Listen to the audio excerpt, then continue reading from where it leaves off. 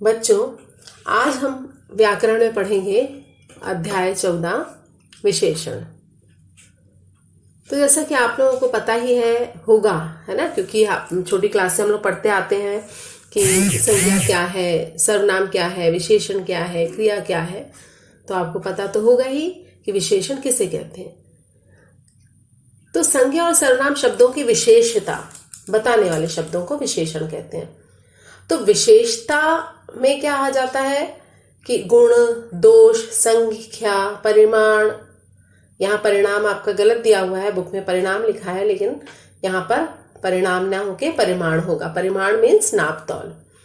तो आदि की विशेषता बताने वाले शब्द विशेषण कहलाते हैं। साधारण शब्दों में हम ये कह सकते हैं कि संज्ञा और सर्वनाम शब्दों की विशेषता बताने वाले शब्द विशेषण कहलाते हैं। उदाहरण के लिए जैसे काला कुत्ता, 4 आदमी, युवा आदमी। तो काला कुत्ता, तो कुत्ते की विशेषता क्या है कि वो कैसा है? काला है। आदमी कितने हैं? 4। और आदमी कैसा है? युवा है, बुजुर्ग है, प्रौढ़ है ना। तो ये जो विशेषता बताई जा रही है कि आदमी कैसा है? युवा। तो ये विशेषता है युवा।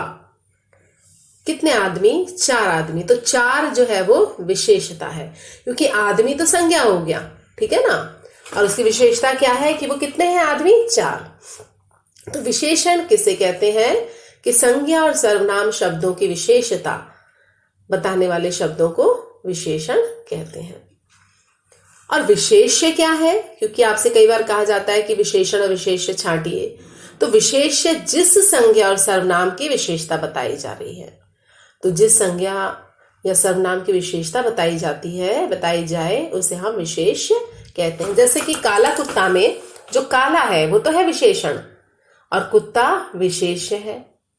4 आदमी में 4 तो विशेषण है और आदमी विशेष्य है। जिसकी विशेषता बताई जा रही है, वो संज्ञा या सर्वनाम शब्द जिसकी विशेषता बताई जाती है वो विशेष्य कहलाते हैं। तो आप तो केवल इतना जान लीजिए कि विशेषण क्या है। तो बस विशेषण की परिभाषा बहुत साधारण सी कि संज्ञा अथवा सर्वनाम शब्दों की विशेषता बताने वाले शब्दों को हम विशेषण कहते हैं। अब हम भेदों के बारे में इसके जानेंगे कि विशेषण के कितने भेद हैं।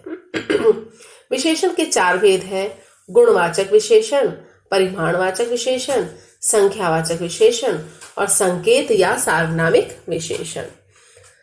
तो जैसा नाम से ही प्रतीत हो रहा है गुणवाचक, तो जिसमें कि वे विशेषण शब्द जो किसी संज्ञा या सर्वनाम के गुण, दोष, दशा, अवस्था, रंग, स्वाद, आकार आदि का बोध कराते हैं उन्हें हम गुणवाचक विशेषण कहते हैं। विशेषण में आपको क्या पढ़ना है, आप क्या पढ़ेंगे, ध्यान रखें। विशेषण की परिभाषा, विशेष्य की परिभाषा, ये उदाहरण से, इनके उदाहरण भी आपको पता होने चाहिए।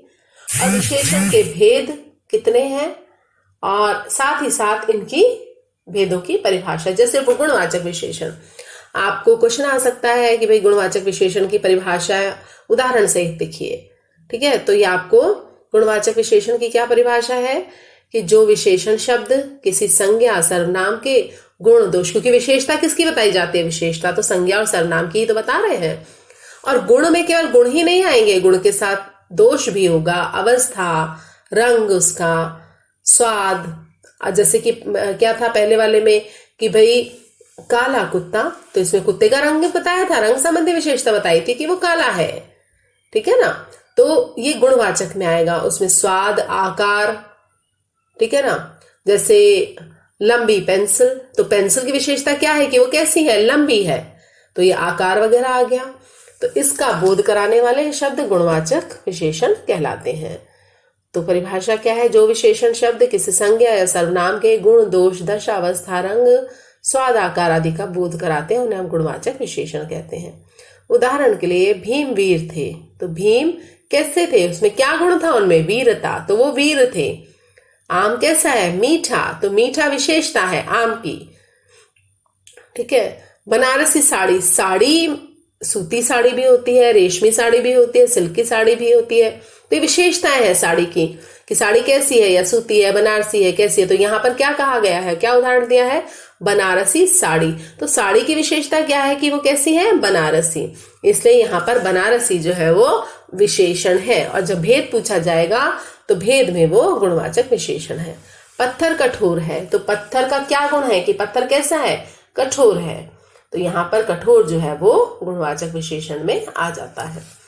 अब हम दूसरा भेद पढ़ते हैं इसका, परिमाणवाचक विशेषण। परिमाणवाचक विशेषण में क्या है कि परिमाण, एक तो होता है संख्या, संख्या तो हम गिन सकते हैं, किंतु परिमाण में क्या होता है, नाप और तौल, ठीक है ना, तो ये होता है परिमाण में। तो परिमाणवाचक विशेषण है जो विशेषण किसी वस्तु की मात्रा, नाप या तौल बताते हैं, उन्हें परिमाणवाचक विशेषण कहते हैं। जैसे उदाहरण कि बाजार से थोड़ा दूध लेकर आओ, तो बाजार से दूध लाओ, लेकिन कितना, क्या उसकी मात्रा है, क्योंकि दूध जो है वो क्या बोलते, किसमें आता है, नाप तौल में आता है, नाप करके आता है ना। तो बाजार से थोड़ा दूध लेकर आओ, तो ये आपका परिमाण हो गया, क्योंकि जो द्रव्य पदार्थ है ना, जिनको नापा तौला जाता है, वो किसमें आते हैं, परिमाणवाचक में आएंगे, ठीक है। तो जो परिमाणवाचक परिभाषा क्या है कि जो विशेषण किसी वस्तु की मात्रा, नाप या तौल बताते हैं, उन्हें परिमाणवाचक विशेषण कहते हैं। बाजार से थोड़ा दूध लेकर आओ, अब थोड़ा दूध, थोड़ा ये जो है थोड़ा दूध, तो ये परिमाणवाचक में, क्योंकि दूध कैसे आएगा, दूध जो है वो नाप करके आता है, तौल करके आता है ना, तौलता है ना दूध, तो तौला जाता है, नापा जाता है इसको, तो तौला, ठीक है ना, नापते हैं उसको, है ना, आपको पता होगा, तो उसको नापा जाता है, मापा जाता है एक्चुअली, ठीक है। तो दूध, उन्हें, तो दूध यहाँ पर क्योंकि उसको मतलब नाप तौल की जाती है, इसलिए परिमाणवाचक में आ जाएगा। और जो संख्या है वहां तो गिनती होती है ना, गिन सकते हैं, तो जो गिनेंगे वो तो जो गिन सकते हैं वो संख्या में होगा। और जहां पर किसी वस्तु की मात्रा या नाप या तोल बताते हैं, उसे परिमाणवाचक कहते हैं। उदाहरण है, उसके पास काफी धन है, तो धन कितना है उसके पास, काफी, क्योंकि ये क्या है, ये है द्रव्य यानी पदार्थ, ठीक है। बाजार से 5 किलो चीनी लाओ, चीनी भी तौल करके मिलती है, तो ये भी कौन सा होगा, 5 किलो चीनी, तो ये भी परिमाणवाचक में ही आएगा। तो जिस वस्तु की नाप तोल की जाती है या मात्रा, जैसे थोड़ा, अधिक, है ना, इस प्रकार से होता है, जहां पर वस्तु की मात्रा, नाप या तोल बताते हैं, उसे परिमाणवाचक कहते हैं। तो चूंकि यहाँ पर जैसे थोड़ा है, काफी, 5 किलो, तो ये क्या है, ये परिमाणवाचक विशेषण है। और ये जो है ये आपके दूध, धन और चीनी की विशेषता को बता रहे हैं। परिमाणवाचक के भी 2 भेद होते हैं, आपने देखा होगा उस एग्जाम्पल में, उदाहरण जो दिए हैं कि थोड़ा दूध, 5 किलो चीनी और काफी धन, तो कहीं पर तो मात्रा है और कहीं पर मात्रा आपको नहीं बताई जा रही है। इसलिए तो मतलब मैं आगे समझा रही हूँ कि परिमाणवाचक विशेषण के 2 भेद होते हैं, निश्चित परिमाणवाचक विशेषण और अनिश्चित परिमाणवाचक विशेषण। निश्चित तो संख्या है, जैसे कि निश्चितता है कि 5 किलो चीनी, ठीक है, तो ये निश्चित परिमाण में आएगा। जैसे 10 किलो आटा, 2 मीटर कपड़ा, तो यह निश्चित है कि भैया हमको इतनी सामग्री लेनी है। अनिश्चित परिमाण में क्या होता है, जो विशेषण किसी संज्ञा के परिमाण का बोध, यहाँ आपका परिणाम लिखा हुआ है, ये गलत लिखा हुआ है, यहाँ परिमाण होना चाहिए, परिमाण मतलब मात्रा, ठीक है ना, तो संज्ञा के परिमाण का बोध कराते हैं, उन्हें निश्चित परिमाणवाचक और मतलब क्या बोलते, जो संज्ञा के परिमाण का तो बोध कराते हैं किंतु निश्चित परिमाण प्रकट नहीं करते हैं ना। जैसे गिलास में कम पानी है, पानी तो है लेकिन वो कैसा है, कम है, तो मात्रा, निश्चित मात्रा वहां पर नहीं बताई जा रही है, इसलिए वो अनिश्चित परिमाणवाचक है। काम अधिक और बातें कम, काम अधिक और बातें कम, तो ये भी, इसका भी हम कोई नाप तोल तो सकते नहीं है, बस हमने बताया है कि अधिक और कम, तो ये अनिश्चित परिमाणवाचक है। अब इसके बाद हम तीसरा भेद पढ़ेंगे, संख्यावाचक।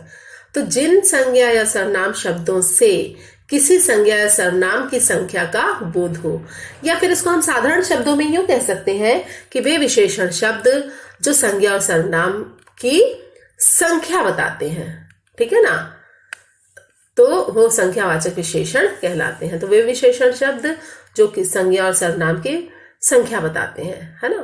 तो इसको साधारण शब्दों में हम ये कह सकते हैं, आपको जो परिभाषा आसान सी लगे वो आप याद कर लें, और किताबों की आप मदद ले सकते हैं जिसमें आसान सी परिभाषा लिखी हो। तो ये थोड़ा सा ऐसा है कि जिन संज्ञा या सर्वनाम शब्दों से किसी संज्ञा या सर्वनाम शब्दों की संख्या का बोध हो उसे संख्यावाचक विशेषण कहते हैं। तो आपको जो परिभाषाएं आसान लगे वो आप याद कर लें, क्योंकि ऐसा व्याकरण में ऐसा कुछ नहीं है कि आपको केवल मतलब जो आपके बुक में जो दिया हुआ है केवल वो परिभाषा लिखें। मतलब अगर आपको कोई आसान सी सरल शब्दों की कोई परिभाषा आपको मिलती है तो आप वो भी लिख सकते हैं।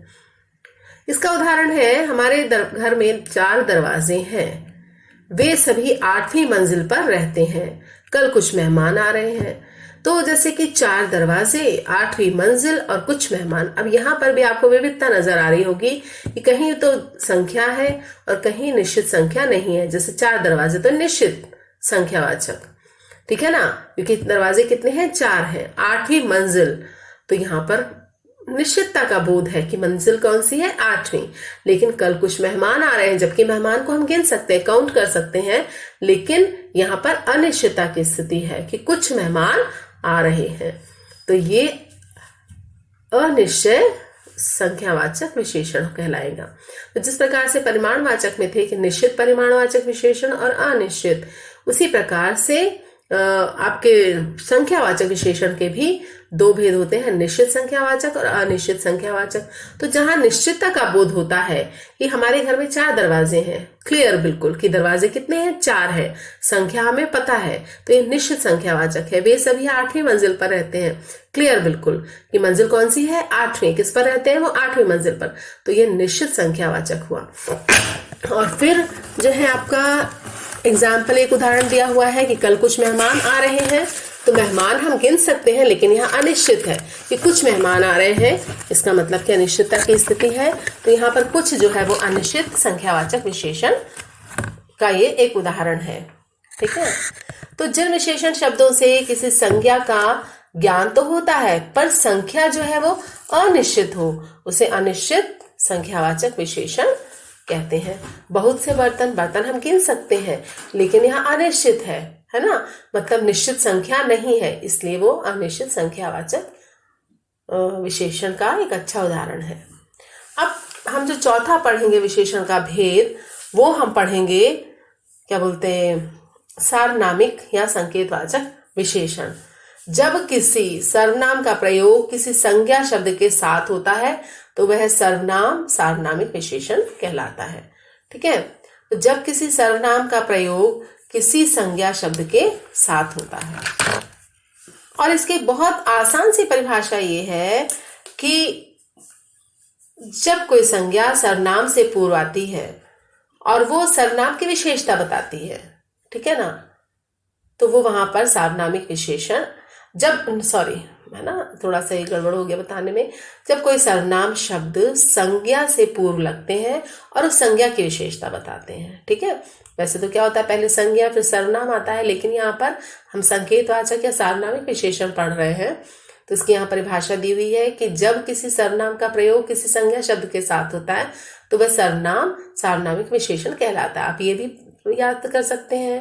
नहीं तो सरल से शब्दों में यह है कि जब कोई सर्वनाम शब्द संज्ञा से पूर्व आ करके और उस संज्ञा की विशेषता को बताता है तो वो सार्वनामिक विशेषण कहलाता है। शब्द कौन सा पहले आएगा, सर्वनाम शब्द। जैसे आपने देखा होगा, यह घोड़ा तेज दौड़ता है, घोड़ा संज्ञा है, लेकिन यह जो है वो सर्वनाम है जो कि संज्ञा से पूर्व आकर के और उसकी विशेषता को बता रहा है कि भाई यह घोड़ा तेज दौड़ रहा है, घोड़ा तेज दौड़ रहा है, लेकिन कौन सा घोड़ा, यह सर्वनाम शब्द है। वह लड़की मेरी बहन है, लड़की संज्ञा है, और वह जो है वो संज्ञा से पूर्व आ गया है और उस लड़की को के बारे में बता रहा है कि वो लड़की विशेषता बता रहा है कि वह लड़की मेरी बहन है। तो ये सार्वनामिक विशेषण का एक अच्छा उदाहरण है, ठीक है। अब हम आगे देखते हैं कि सार्वनामिक विशेषण और सर्वनाम में क्या अंतर है। तो सर्वनाम, जैसा कि आप जानते ही हैं कि जो शब्द संज्ञा के बदले में प्रयुक्त होते हैं वो सर्वनाम शब्द कहलाते हैं, या संज्ञा के बदले प्रयुक्त होने वाले शब्द सर्वनाम कहलाते हैं, संज्ञा के स्थान पर प्रयुक्त होने वाले शब्द सर्वनाम कहलाते हैं। अब ये कह रहा है सार्वनामिक विशेषण क्या है। तो सार्वनामिक विशेषण क्या होता है कि सर्वनाम का जो प्रयोग होता है वो सार्वनामिक विशेषण की तरह भी किया जा सकता है। इससे विद्यार्थियों के मन में सर्वनाम और सार्वनामिक विशेषण और सर्वनाम को लेकर भ्रम बना हुआ है, इसलिए इन दोनों में अंतर को आपको ठीक से समझना जरूरी है। तो बहुत आसान सा है कि सर्वनाम तो संज्ञा के स्थान पर प्रयुक्त किए जाते हैं, संज्ञा के बदले आते हैं, और सर्वनाम जो सार्वनामिक विशेषण जो होता है वो संज्ञा से पूर्व लगता है, पहले लगता है और उस संज्ञा की विशेषता बताता है। ठीक है, इन दोनों में ये अंतर है, बहुत सामान्य सा है ये, और आप अच्छी तरह से इसको समझ जाएंगे। ठीक है, तो अब मुझे लगता है आपको विशेषण अच्छी तरह समझ में आ गया होगा। मैंने आपको इसके अभ्यास भी भेज दिया है, प्रश्नोत्तर भेज दिए हैं, अभ्यास भेज दिया है, तो आप इसको आराम से करिए। और आप परीक्षा की दृष्टि से आप विशेषण की परिभाषा, विशेष्य की परिभाषा और जो उसके 4 भेद हैं, गुणवाचक विशेषण, परिमाणवाचक विशेषण, संख्यावाचक विशेषण और सार्वनामिक या संकेतवाचक विशेषण, इसकी परिभाषाओं को याद कर लीजिए। इनके आप एक एक दो दो उदाहरण देख लीजिए, और कोई प्रॉब्लम हो तो मेरे से आप सब पूछ लीजिएगा। और अभ्यास जो है मैंने पीछे आपको आंसर शीट दे दी है या कुछ भेज दिया है मैंने, है ना, तो आप उसको ध्यान पूर्वक करना। जो प्रश्न संख्या है वो बिल्कुल सही डाली हुई है, उसके हिसाब से आप थोड़ा सा आपको ध्यान देना पड़ेगा, ध्यान पूर्वक आप उसको भरिए, क्योंकि बाद में ये दिक्कत ना हो कि मैम आपने तो ये कराया था और मैंने ये किया, इस तरह की समस्या नहीं होनी चाहिए। कहीं कोई कंफ्यूजन हो तो आप मुझे फोन कर लीजिएगा।